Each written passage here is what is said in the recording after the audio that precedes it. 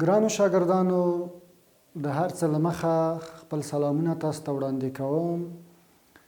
لکه څنګه چې د بیولوژی د مضمون د اووم ټولګي اړوند لومړی درس موږ تېره ورځ ولوسته او د لومړي درس عنوان د حجرې کشف، د حجرې په کشف او حجروي نظریه باندې خبرې وکړې.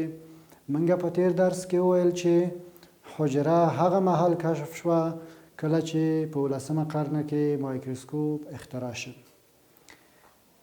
نو کله چې مایکروسکوپ اختراع شو، حجره کشف شوه. نو د منګه د نن ورځې درس هم د بیولوژي مضمون د اووم ټولګي اړوند او د لوست عنوان دی، دویم لوست دی. د لوست عنوان دی مایکروسکوپ او دهغه ډولونه.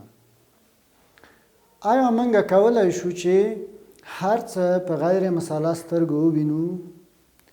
یعنی په دې مفهوم که چېرته د منګه د یو وسیلې څخه کار وانخلو، غیر مساله سترګې یعنی عادي سترګې. ګرانو شاګردانو، ستاسو نه مې پوښتنه دا ده، آیا موږ کولی شو چې هر څه چې په طبیعت کې موجود دي په عادي سترګو وګورو؟ د ډیرو کوچنیو شیانو یا د کوچنیو موجوداتو د لیدلو دپاره موږ باید کومه وسیله وکاروو؟ د دې پوښتنو د ځواب ترڅنګ به نور معلومات هم په ننني درس کې تاسو ته ارائه کړم. مایکروسکوپ او د هغه ډولونه. په لومړي سر کې زه باید تاسو ته مایکروسکوپ تعریف کړم چې مایکروسکوپ څه شی دی.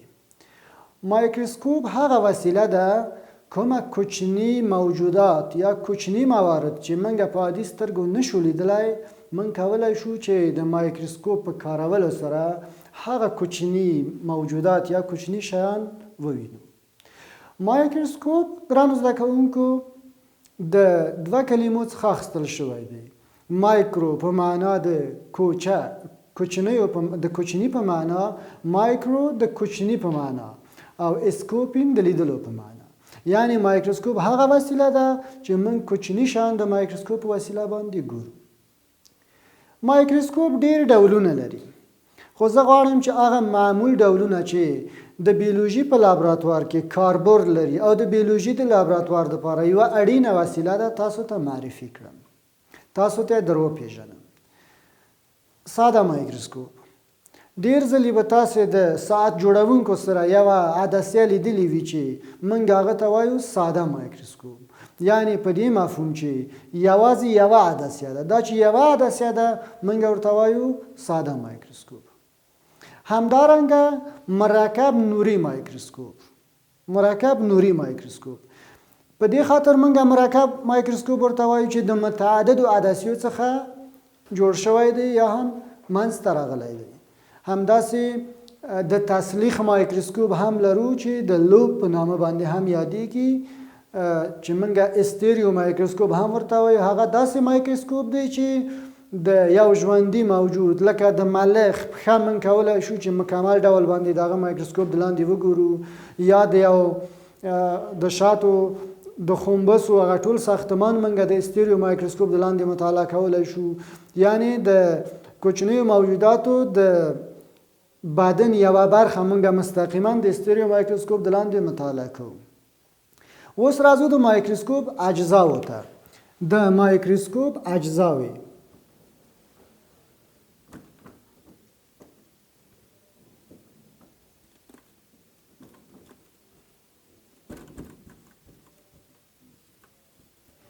د مایکروسکوپ اجزاوې کومې دي؟ یعنی مایکروسکوپ د کومو اجزاو څخه جوړ شوی دی؟ یو، اکولر. دوهم، تیوب.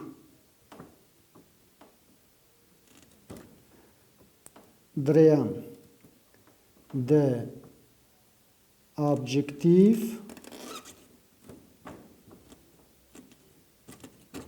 کاسه.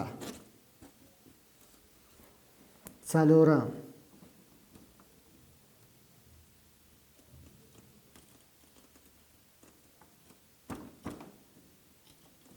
ابجکتیو. پنځم،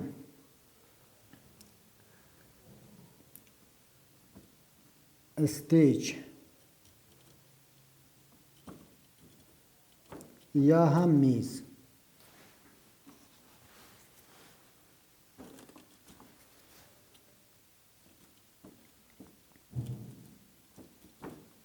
شپږم بازو. اووم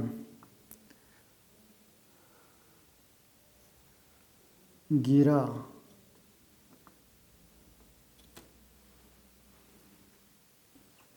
اتم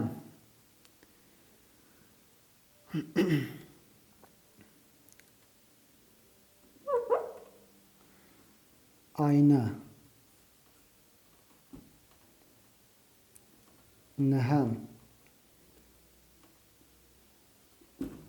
غټ پیچ.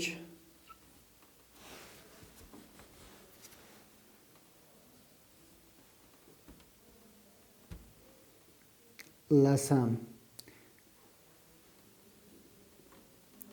دقیق یا کوچنی پیچ.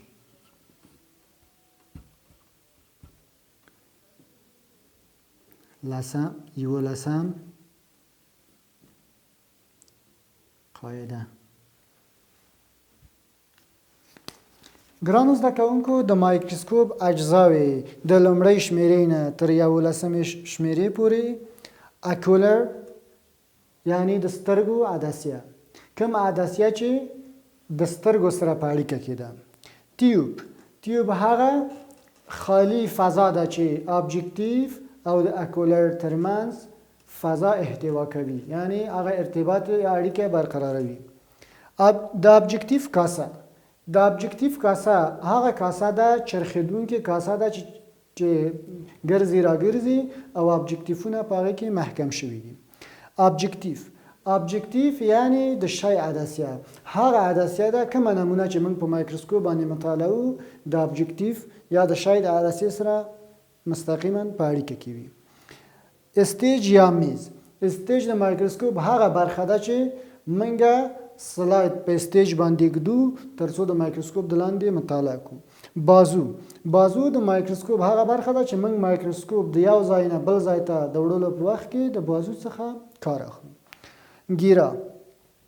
ګیره د مایکروسکوپ هغه برخه ده چې استیج باندې قرار لري او سلاید د ګیره په وسیله باندې کلکیږي د استیج یا د میز د پاسه. آینه. ځینې مایکروسکوپونه آینه چې په میرر هم ورته وایي مایکروسکوپ میرر، او ځینې مایکروسکوپونه لایټ لري یعنی د برق دپاره لایټ لري. غټ پیچ.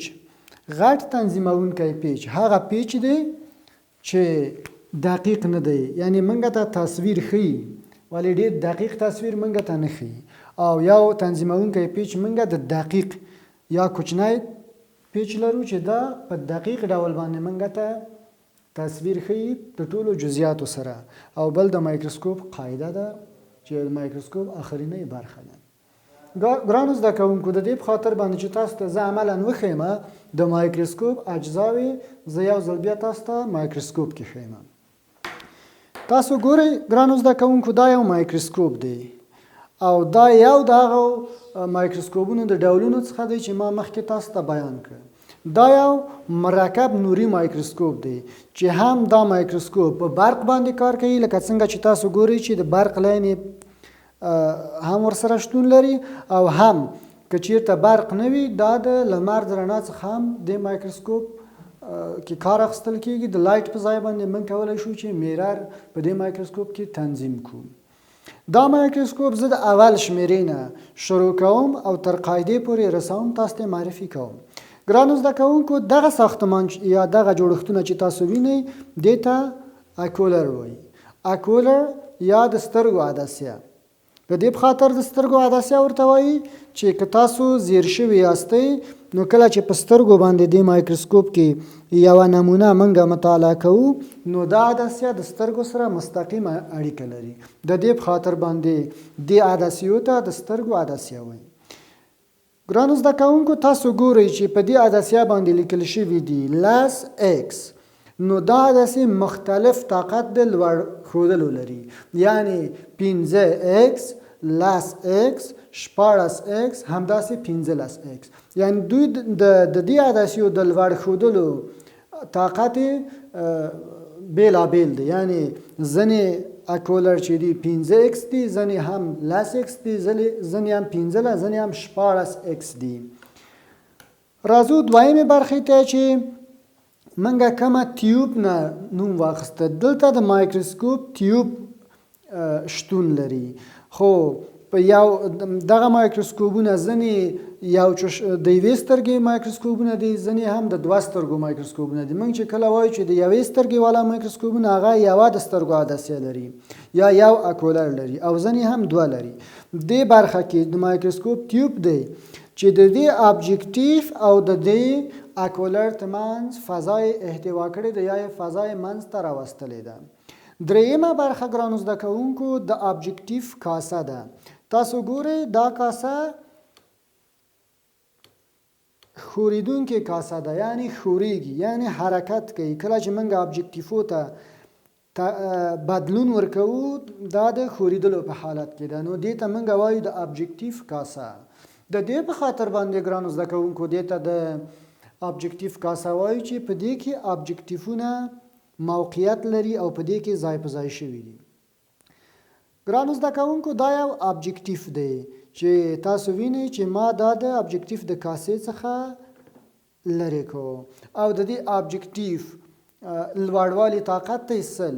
لکه څنګه چې ما تاسو ته مخکې وویل چې د اکولر د لوړوالي طاقت متفاوت دی یا بېلابېل طاقتونه لري، همداسې ابجکتیف هم موږ لرو 100x 15x لس x 15x، یعنی د لوړوالي طاقت د نمونې په عدسیه کې یا مثلا په ابجکتیف کې موږ څو لرو؟ موږ لرو 15، د کوچني نه شروع کېږي 15 لس 15 او همدا رنګه 100. نو کله که موږ غواړو چې دا بیرته ځای په ځای کو د ابجکتیف په کاسه کې، ډېر په راحتۍ سره موږ د ابجکتیف په کاسه کې ځای په ځای کوو. تاسو ګورئ عملاً چې دا ابجکتیف ما د ابجکتیف په کاسه کې ځای په ځای کړ. ګرانو زده کوونکو کوم ابجکتیف ته چې زه اوس ګوته وروړم یا دا تاسو ته ښیم سره خطه باندې معلومیږي دا کوچنی ابجکتیف دی، یعنی د لوړوالي طاقت 4 یا 15 وي. نو کله چې موږ د مایکروسکوپ څخه کار اخلو یا یو مورد یا یو مطالعه لرو مایکروسکوپ باندې، نو موږ د لومړي ځل لپاره د خپل د کوچني ابجکتیف څخه هغه ابجکتیف څخه چې د لوړوالي طاقت کم وي شروع کوو او همداسې ادامه ورکوو تر څو چې موږ په دې باندې وتوانیږو چې هغه خپل نمونه چې موږ په مایکروسکوپ کې ګورو یا مثلا یو باکتری ګورو یا یو حجره ګورو یا یو بل مورد ګورو، د هغه وخته پورې موږ ادامه ورکوو تر څو چې هغه وګورو، خو لومړی شروع به د کوچني ابجکتیف څخه کوو. د ابجکتیف څخه بله برخه ګرانو زده کوونکو 5مه برخه ده چې استیج یا میز دی. تاسو چې ګورئ دې ته وایي زده کوونکو استیج یا هم موږ په ساده الفاظو باندې ورته ویلی شو میز. دا د څه دپاره دی؟ دا د دې په خاطر دی کومه ښیښه چې تاسو د ما په لاس کې ګورئ دا ښیښه د سلاید په نوم باندې یادیږي، او موږ چې کله یو څه د مایکروسکوپ د لاندې مطالعه کوو د هغه یوه بیلګه موږ په دې سلاید باندې ږدو، وروسته د سلاید په پوښ باندې پوښوو او وروسته په میز باندې ږدو. نو کله چې دا سلاید موږ په میز باندې ږدو نو د دې نه معلومه شوه چې د مایکروسکوپ میز د سلاید د کیښودلو دپاره یو عالی بستر دی. همداسې د میز شاته موږ د مایکروسکوپ بازو لرو یا موږ ورته وایو آرم. تاسو ګورئ چې دا د مایکروسکوپ بازو دی، او کله چې موږ مایکروسکوپ د یو ځای څخه بل ځای ته لیږدوو نو د موږ یو لاس به د مایکروسکوپ د قاعدې لاندینۍ برخې پورې وي او بل لاس کې به موږ د مایکروسکوپ بازو یا آرم نه به موږ مایکروسکوپ نیولی او د یو ځای څخه به بل ځای ته لیږدوو. همداسې د مایکروسکوپ ګیره د مایکروسکوپ ګیره د سټیج په پاسینۍ برخه کې موقعیت لري. ګرانو زده کوونکو تاسو ګورئ دا د مایکروسکوپ ګیره ده او مایکروسکوپ ګیره د دې په خاطر باندې کارول کیږي ترڅو سلاید د دواړو ګیراګانو ترمنځ کلک ونیول شي ترڅو چې موږ هغه بیلګه مطالعه کوو ونه خوځېږي سلاید. بله برخه د مایکروسکوپ آینه ده. ګرانو زده کوونکو تاسو دلته ګورئ چې فعلا په دې مایکروسکوپ کې لایټ دی یا ګروپ دی، خو د دې ګروپ په ځای باندې موږ کولی شو چې د مایکروسکوپ آینه یا هغه میرر دلته ځای په ځای کړو، د هغه څخه ګټه واخلو. په هغه حالت کې موږ د مایکروسکوپ د آینې څخه ګټه اخلو چې برق نه وي او موږ غواړو چې د لمر د رڼا څخه ګټه واخلو. په هغه مهال موږ د مایکروسکوپ لایټ یا ګروپ لرې کوو او د مایکروسکوپ د ګروپ په ځای باندې میرر یا آینه ځای په ځای کوو ترڅو موږ ګټه واخلو. معمولا زده کوونکو د مایکروسکوپ میرر زیاتره د یوې سترګې مایکروسکوپ مرکب مایکروسکوپ کې زیات کاریږي او په دې مایکروسکوپونو کې زیاته استفاده د لایټ څخه کیږي. همداسې بله برخه د مایکروسکوپ غټ پیچ چې تاسو ګورئ دا د مایکروسکوپ غټ پیچ دی او دې ته غیر دقیق پیچ وایي او دا د مایکروسکوپ دقیق یا کوچنی پیچ دی چې په ډیر زیر او دقیقه توګه باندې موږ ته نمونه یا بیلګه ښیي. همداشان دا د مایکروسکوپ قاعده ده ګرانو زده کوونکو چې د مایکروسکوپ آخرینۍ برخه ده او هغه بیس یا قاعده ده د مایکروسکوپ. نو دغه و ننني مطالب د مایکروسکوپ په هکله. ګرانو زده کوونکو دا وه د نن ورځې د اووم ټولګي د بیولوژي د مضمون اړوند درس. د راتلونکي درس پورې تاسو په الله سپارم. ښه او خوشحاله ژوند ولرئ.